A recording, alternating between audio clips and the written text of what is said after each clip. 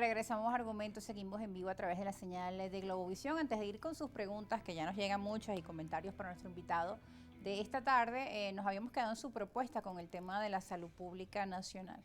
Bueno, hay tres asuntos puntuales, para no quitarle tiempo a las preguntas de la audiencia, pero hay tres asuntos puntuales que para mí son prioritarios en lo que llamo la reorientación del gasto.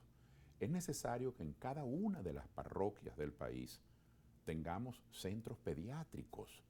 Mire, el esfuerzo, las diligencias que hacen las madres, que andan haciendo una romería y de aquí para allá para acá, para encontrar atención pediátrica, es absurdo.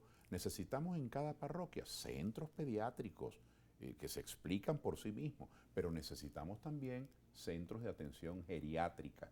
¿Qué hacemos con la gente de mayor edad? Porque el cuerpo se desgasta, el cuerpo no es de acero ni es de plástico eterno, se desgasta.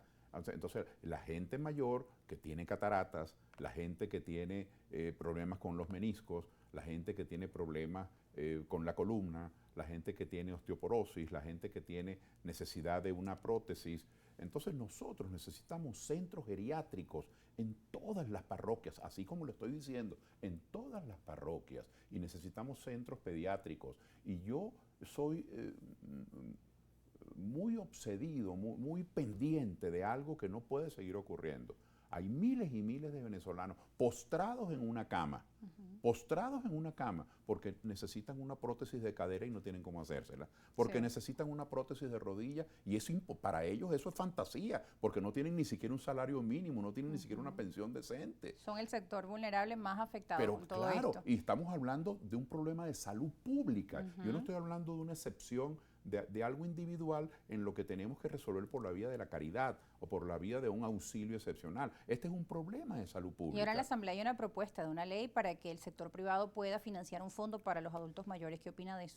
Bueno, yo creo que siempre la solidaridad, el que el sector privado, si por sector privado entendemos pues el empresariado que tiene ganancias, el empresariado que tiene excedentes, yo creo que esas cosas hay que sincerarlas, porque no todo el sector particular, el sector privado, no es verdad que esté en capacidad, no es verdad que tenga márgenes de ganancia, ni que tenga excedentes, ni que tenga utilidades, como para disponer, como para ser obligado a hacer aportes cuando ni siquiera tiene cómo pagar su personal. Lo que antes dije, no es verdad que en todas las empresas privadas haya buenos salarios. Eso no es cierto.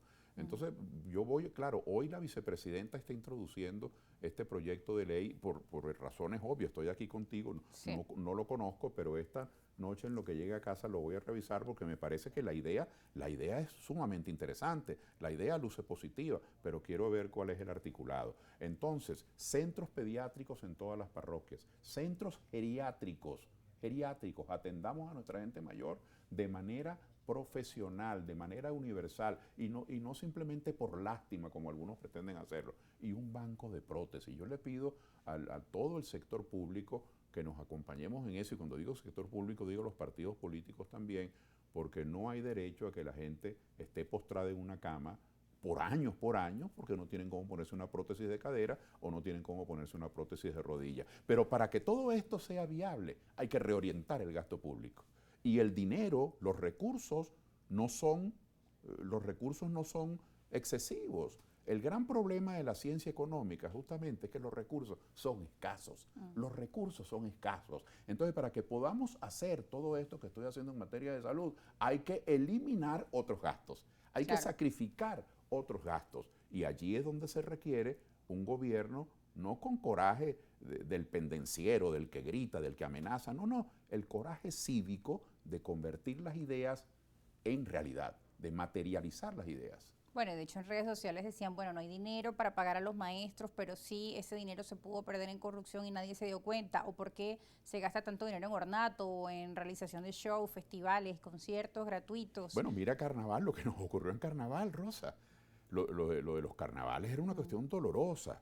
Un país apremiado porque la gente que se dializa los piratean, los chapucean, en vez de hacerles sus 2, 3 sesiones de diálisis, como han sido prescritas por sus médicos, que duran 4 o 5 horas, bueno, una sesión de media hora una vez a la semana, mientras en cambio gobernadores y alcaldes se cansaron de hacer festivales, templetes. Sí. Bueno, esto parecía una competencia a ver qué alcalde y qué gobernador de oposición y de gobierno. Contrataban más artistas y más orquestas. Eso no se hace. Eso no solamente es una falta de respeto, sino que eso revela también que no tienen ningún criterio de la prioridad del gasto, de lo que realmente hace falta. Ese es el cambio que tenemos que hacer. El cambio que necesitamos es un cambio de gerencia, es un cambio de decisiones políticas. El cambio no es un quítate tú para ponerme yo, sino darle prioridad a esto. Bueno, las prioridades que son tan importantes para nosotros: educación, salud, el tema del salario de los trabajadores. Señores, tenemos que ir a una pausa. Nos llega ya un comentario, lo vamos a leer antes de irnos y al regreso se leemos las preguntas. Abogado Darío Lozada, buenas tardes. Con respecto al aumento de los ingresos, es una burla para el pueblo, nos dice. Yo al recibir el bono se lo pagué a CAN TV y me puso a llorar de la desilusión, nos dice el abogado Darío Lozada. ¿De quién es la culpa? Se pregunta. Pausa y ya regresamos.